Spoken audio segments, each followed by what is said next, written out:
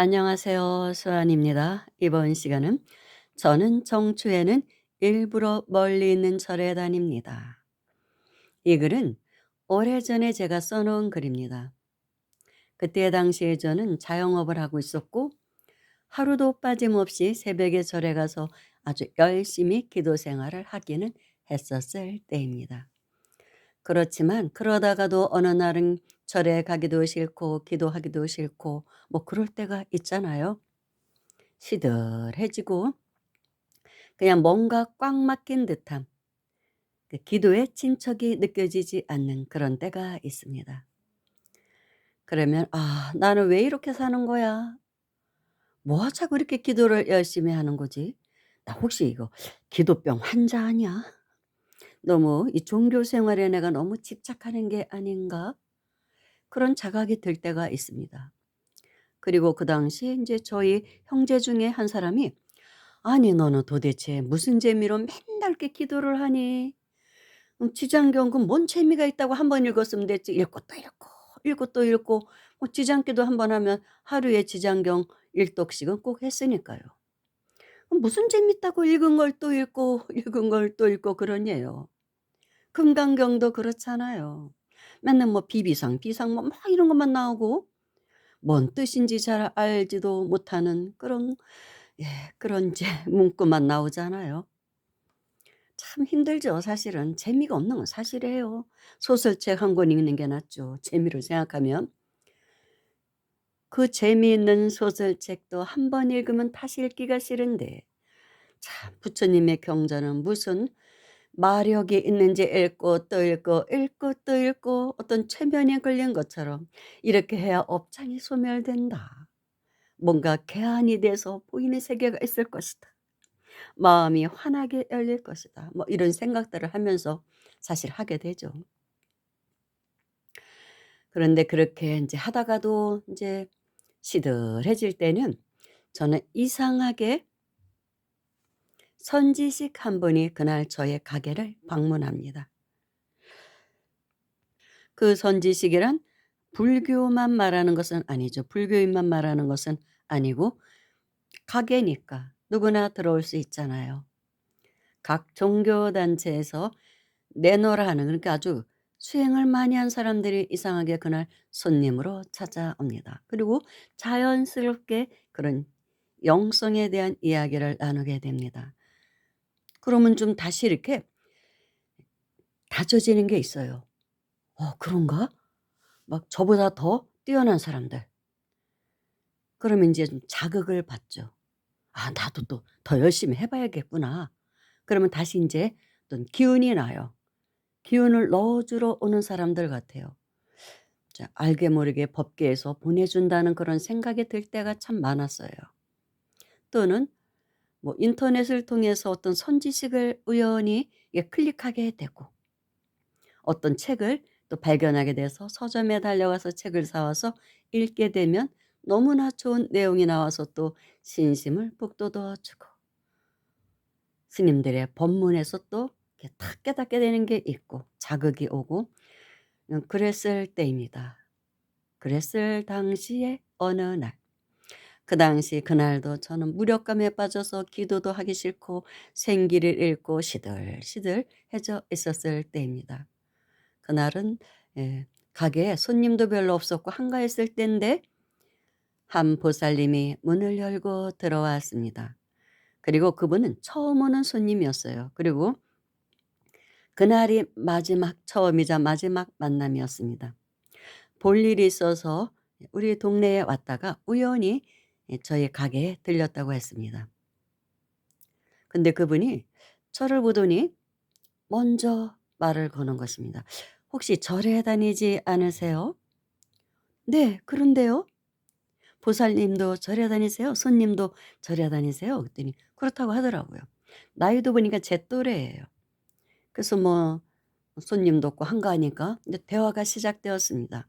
근데 뭔가 저한테 자꾸 가르쳐 주려고 하는 느낌이 들더라고요.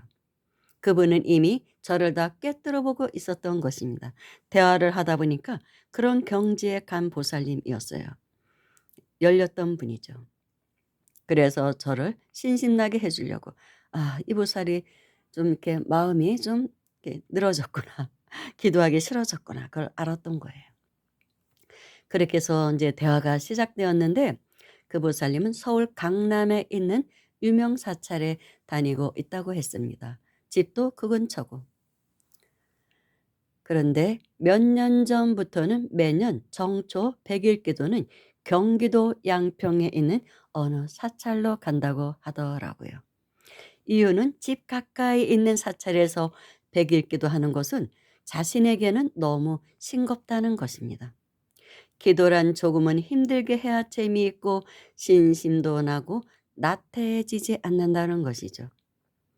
그래서 자신의 그런 마음을 다잡기 위해서 일부러 양평에 있는 사찰로 간다고 합니다. 아주 자그마한 암자래요. 그래서 한 1시간 반 정도 운전을 해서 간다고 합니다. 겨울이니까 1월 1 일부터 시작해서 100 일을 하는 것이죠. 그러니 겨울이니 눈이 오기도 하고 또 뭐 비가 올 때도 있고 그러다 보면 사시예불을 맞추기가 힘들 때가 있습니다. 특히 눈이 올 때는. 그러면 새벽 일찍 일어나서 출발을 한다고 합니다. 사시예불 시간을 놓치지 않으려고. 그 사찰은 작은 사찰이다 보니까 신도도 많지 않고 또 눈이라도 오는 날이면 아예 찾아오는 사람도 없는 곳이라고 합니다. 그래서 스님은 '아 오늘은 설마 이 보살 안 오겠지?' 하고는 하루쯤 사시예불을 빠뜨리고 싶은 그런 게으름 마음이 일라치면 여지없이 그 보살님의 차가 도량에 들어서는 것입니다. 그러면 스님은 "참 보살님이 내 기도시켜 주는 분이네요." 예 그렇게 말씀하시면서 웃고는 하신답니다. 물론 스님은 비가 아니 눈이 오니 또 눈을 치우냐고 바쁘셨겠죠. 저도 절에 살 때 겨울에 눈이 오면 새벽에 일찍 일어나서 절 식구들하고 같이 눈을 씁니다. 보통 일이 아니에요 그게. 온몸이 안 쑤시는 데가 없고 다들 몸살 납니다 그날은. 그러면 밥도 하기 싫고 먹기도 싫고 정말 눈 쓰는 것도 싫고 다 싫죠. 기도하는 것도 싫고. 그런 날은 그래요. 스님들도 너무 힘들어하셔요. 그러면 그냥 눈 쓰는 게 급하니까 신도들이 올라오는 그 도로를 다 쓸어 줘야 되거든요. 요막칼슘 뿌려야 되고 그런 작업들을 해야 되기 때문에 사시앱을 못 하시고 그냥 삼배만 하고 내려오시는 경우도 있어요. 저도 그냥 맞이만 올려 놓고 삼배하고 예 퇴공합니다. 눈 쓰는 게 더 급하니까. 계속 눈이 내리면 어쩔 수가 없어요. 그러니 그 스님도 그런 마음이 들 수 있죠. 그런데 그렇게 근기가 대단하다 보니까 기도로서 이미 한경지에 도달해 있었습니다. 그래서 저는 이것저것 호기심이 나서 많은 것을 이제 캐물었죠. 그런데 이제 그 보살님이 하시는 말씀이 그 양평의 사찰의 스님은 이 보살님이 기도를 끝내고 집에 갈라치면 자꾸 붙잡는다고 합니다. 찾아오는 신도들 상담 좀 해달라는 그런 청을 한 것이죠. 이 보살님은 절집문을 열고 들어오는 사람의 얼굴만 봐도 그 사람이 왜 왔는지를 안다고 합니다. 즉 무엇이 답답해서 왔는지 읽을 수 있다는 것이죠. 이미 열렸기 때문에. 그러니 자동으로 이 보살님에게 신도들이 붙을 수밖에 없죠. 이미 다 꿰뚫어 보고 상담을 하니까요. 그랬다고 합니다. 그러니까 화주는 이런 보살들이 하는 거예요. 화주 보살 중에는 기도 많이 한 사람들이 많습니다. 그러지 않고는 상담을 제대로 이어갈 수도 없어요. 그런데 또 그렇지 않은 보살들도 요즘은 많더라고요. 그냥 직업으로 생각해서 하니까. 근데 힘들어요. 그러면 상담하기가 매우 어렵습니다. 보살님의 그 말은 이미 제 마음도 읽고 대화를 텄다는 말이죠. 의도적으로 저에게 대화를 텄던 것입니다. 제 마음을 읽고. 그렇게 대화를 해나가다 보니 그 보살님 앞에 있는 제 자신이 너무나 초라하게 느껴지더라고요. 나이도 비슷한데. 그래서 이제 그 보살님이 가시면서 뒤로 밀리지 말고 할 때 열심히 밀어붙이세요 하면서 가시더라고요. 뒤로 밀리지 말라고. 그러다 보면 기도 놓치게 된다고. 기도를 놓게 돼요, 자연히. 계속 해야 되거든요, 힘들어도. 그게 경계니까 다. 그리고 그분은 원도 바램도 내려놓고 그렇게 기도하신다고 합니다. 특별히 뭘 원해서 하는 기도가 아니래요. 뭐가 답답해서 하는 건 아니고 그냥 그렇게 하는 것이랍니다. 다만 그뿐입니다. 라고 하더라고요. 그렇게 기도를 하지 않으면 자신의 성에 차지 않는다고 합니다. 사실 원도 바램도 내려놓고 기도를 하는 습관이 몸에 배야 돼요. 아니면은 어떤 원이나 바램이 성취가 됐을 때 아니면 성취가 되지 않았으면 그걸로 이제 끝나게 돼요. '아 뭐 이번에 소원 성취했는데 뭐 또 해. 다음에 또 답답할 때 하지 뭐.' 이런 마음이 들고 또 성취가 안 되면 '아 해도 소용도 없는데 내가 또 뭐라 해 힘들게.'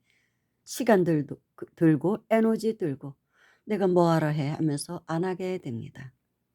그러다 보면 그냥 밀리는 것이죠. 다시 다잡기가 힘들어요. 그래서 저도 그런 경계를 정말 수없이 겪으면서 그 고비고비를 넘기면서 여기까지 온 것이죠. 아마도 사는 게 너무너무나 재미가 있었다면 어쩌면 수행을 안 했을 수도 있습니다. 근데 별로 재미가 없더라고요, 사는 게. 솔직히 이런저런 재미도 찾아봤지만 그래도 수행할 때가 제일 재미는 있었습니다. 그리고 수행자들하고 대화할 때가 제일 재미는 있어요. 그래서 계속 이렇게 하게 된 것이죠. 이제 며칠 있으면 구정입니다. 구정 지나고 나면 그날부터 또 새해 기도를 구정부터 시작하는 사람들도 있어요. 그리고 성지순례 많이 가죠. 대보름 때까지. 그래서 이때 좀 다시 한번 열심히들 해보시라고 권하기 위해서 오늘은 이 소재를 가져왔습니다. 한번 열심히 해보십시오. 앞으로 갈수록 사는 것이 만만치가 않게 될 세상인데 기도라도 잡고 있어야죠. 감사합니다.